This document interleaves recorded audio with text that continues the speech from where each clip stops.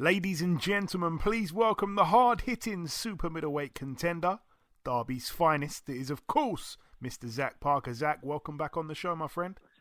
Cheers, mate. Nice intro, that was.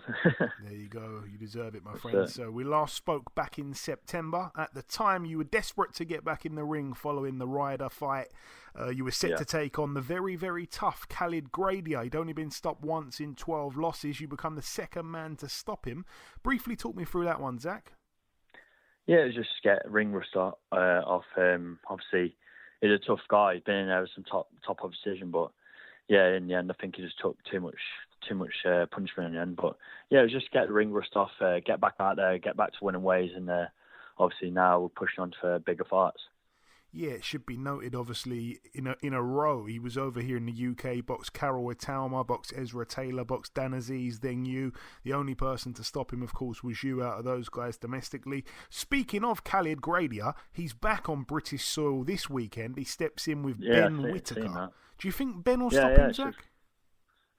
Oh, I have to wait and see. Obviously, stars make fights, and you see with Ben is a flashy boxer, so it's just if he can put the punches together and maybe get a stoppage, but we'll have to wait and see. It's a tough lad, that Gradia is.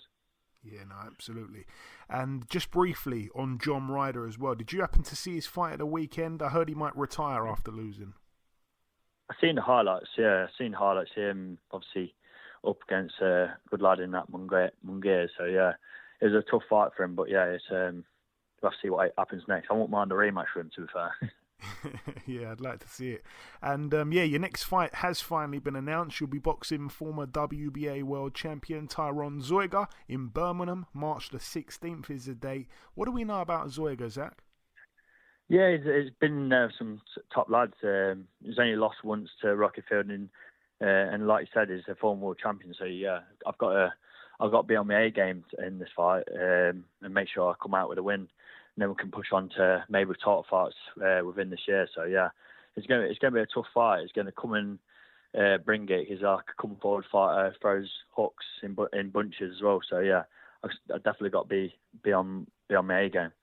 And you mentioned there, obviously, he's got the loss to Rocky Fielding. He's 1-1 against Brits at the moment. He beat Paul Smith. But yeah, the only loss of his career come to Rocky Fielding. I thought he was older than 31, to be honest, because it seems like he's been around forever. But back to the actual fight, I think it makes a lot of sense. Obviously, he's a former world champion, Zach, which we touched on. Yeah. But he's only had one bad night in 29 fights. He's by no means done and dusted. No, that's it. He's obviously still got ambition in this game as well. That's why he's coming up against me. Obviously, I think this will probably put either one of us back in top 10, whoever wins. But yeah, if I'm on my A game on March 16th, there'll be no doubt of Zach Parker win.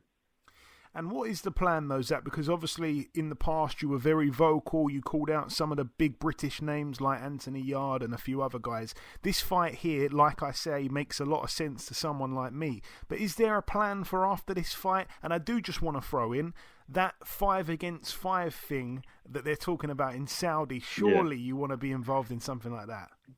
Yeah, I said that to Neil already. I said I wouldn't mind being in that, but obviously one fight at a time. Get Tyron Zer out of the way, then that 5 versus 5 thing can open up. And I'm probably one of the top lads in the Queen's briefing, so why not? I did say to Neil, can we get the Ryder fight? And obviously, I think it'll be a bit easier to get him now after that last fight, because obviously we just want a couple more paydays now if he is going to stay and fight. But yeah, there's a few names out there in the matchroom stable. There's obviously Billy Joe Saunders, if he's going to come back, that'd be a massive fight. And I think that's what the Saudi Arabians want. They want the big names over there. So yeah, there's quite a few names out there. So we'll just have to wait and see. Is it a little bit frustrating otherwise to be a super middleweight, Zach, with Canelo pretty much holding up the entire division? Yeah, that's it. Everyone's just waiting for him to relinquish some belts, but everyone's going to bow down to him because he's like the cash cow at the minute, and he's like one of the biggest names in boxing. So yeah, I've just got to wait. It's all about patience in boxing. But yeah, if no big fights like come open at super middle, I'm always game to move up to like heavy. But you see with the like heavies, Birbtip and Bivol, they're going to fight each other soon. So they might be all might be all locked up as well. Yeah, it's crazy, man. Yeah. I wanna get your take. Talking of some light heavyweights, I want to get your take on this weekend's fight in London. 2 undefeated South Londoners, Dan Aziz and Josh Buatsi. How do you see that one going? Yes, I think it's going to be a good fight. To be fair, obviously Buatsi been these last few years been inactive, and Dan Aziz come on strong, hasn't he? He's won British, and then I think he went on and won the European. So yeah. I think it's a good pick and fight. It's just who's gonna be good or not and get their game plan underway. So yeah, I think it could be a 50-50 fight to me. Yeah, it should be a good one for sure. Inactivity does play a big part in it. You see with me when I boxed Ryder, it was like I was out of the ring for like a year, and no matter how many times you spar, it ain't the same as when you're fighting. So yeah, we'll have to wait and see. Yeah, should be a good one, like I say. And yeah, also, I know you're a Fury fan, as am I. It's really just come around so quickly now. It's only a couple of weeks away. Fury Usyk.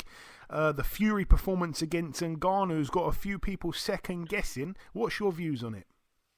Yeah, obviously, I think he took Ngannou a bit lightly. Obviously, he's never had a proper boxing match. He's just been in MMA. So yeah, he probably thought, I'll probably be able to beat him easy. But yeah. That Ngannou, he can obviously, he's a massive guy. He can, in heavyweights, anyone can punch. So yeah, you still got to be on your guard. But yeah, obviously the Usyk fight's a whole different fight, and it's a bit smaller. He's a bit more craftier. So yeah, but I still see Fury winning it and being undisputed. Let's hope so. It really would be mad. Yeah. And just finally, Zach, before we let you go, if you've got any closing words to the listeners, like I say, you're a friend of the show. It's always great having you on.